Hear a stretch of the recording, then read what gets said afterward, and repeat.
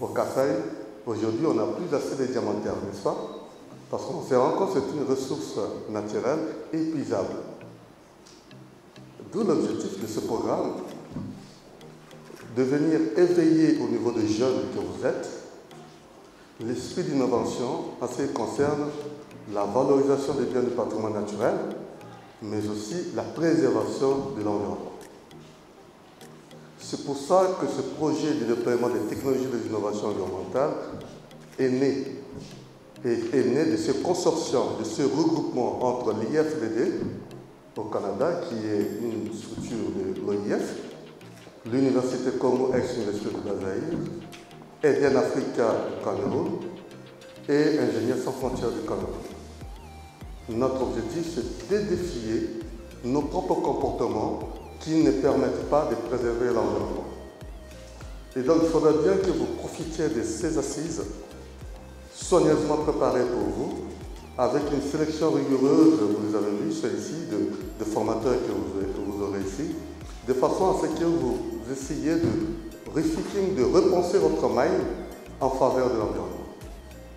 Le secteur environnemental d'abord parce que c'est un secteur d'intérêt pour notre partenaire et organisateur principal de ces formations qui est l'Institut de la francophonie pour le développement durable. Le secteur environnemental aussi parce que ce secteur est au cœur du développement durable qui est porté par les projets PDTI.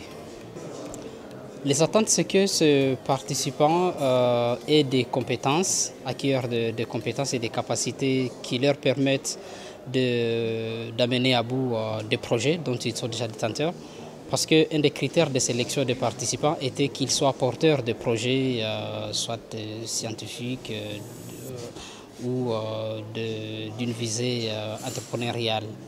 Et que ces jeunes, à partir de cette formation, développent leurs projets et participent non seulement à la réduction de la pauvreté et à la question de la création des emplois des jeunes, dans les milliers de jeunes, mais surtout qu'ils participent aux perspectives de développement sur le long terme, donc du développement durable en RDC et en Afrique centrale. Comme dans toutes les sociétés, il y a toujours des problématiques qui doivent être résolues et le Congo ne fait pas d'exception sur ces questions. Il y a des problèmes écologiques, mais il y a aussi des problèmes de mobilisation des ressources.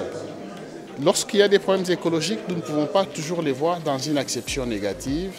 Nous pouvons également voir cela en termes des limites des capacités de valorisation des ressources que nos écosystèmes nous offrent.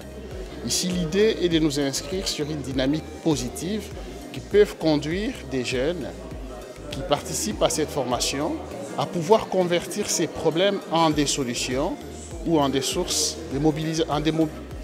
des sources de revenus ou de richesses pour nos sociétés. Ce projet qui est porté par IFDD est porté dans une dynamique positive. Nous voulons avoir une vision très positive de l'avenir et nous avons confiance en ces jeunes. Voilà pourquoi nous nous sommes mobilisés avec de nombreux jeunes venus d'ailleurs et aussi des jeunes de Kinshasa, dont certains sont venus de très loin, pour pouvoir leur passer un message, c'est un message d'espoir, qu'on a confiance en eux et que nous comptons, le Congo d'aujourd'hui compte sur eux, non pas comme demandeurs, mais comme des gens qui peuvent apporter une contribution positive. Et nous croyons que le Congo de demain, avec leur contribution, sera meilleur. Et j'ai participé à cette formation parce que j'ai eu à postuler à l'appel d'offres qui a été fait par IFDD. Je me suis sentie intéressée en tant que jeune et en tant que femme sur les questions de protection de l'environnement et surtout l'aspect innovation qui est abordé ici parce que, comme on le sait tous, l'urgence climatique dans laquelle on se trouve aujourd'hui nécessite la participation de tous les acteurs environnementaux et les acteurs sociaux, notamment les jeunes et les femmes. Donc c'est la raison d'être pour moi ici. Et mes attentes, c'est comme je l'ai dit, c'est plus la question innovation parce que je trouve que c'est vraiment plus pratique parce qu'à chaque fois qu'on aborde les questions environnementales, on est toujours dans la théorie.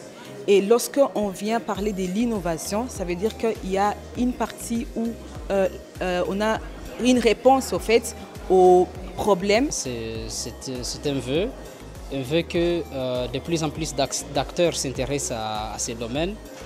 De plus en plus de jeunes s'engagent dans les domaines de la recherche scientifique et des innovations technologiques et des projets qui soient ancrés dans des perspectives de recherche profonde.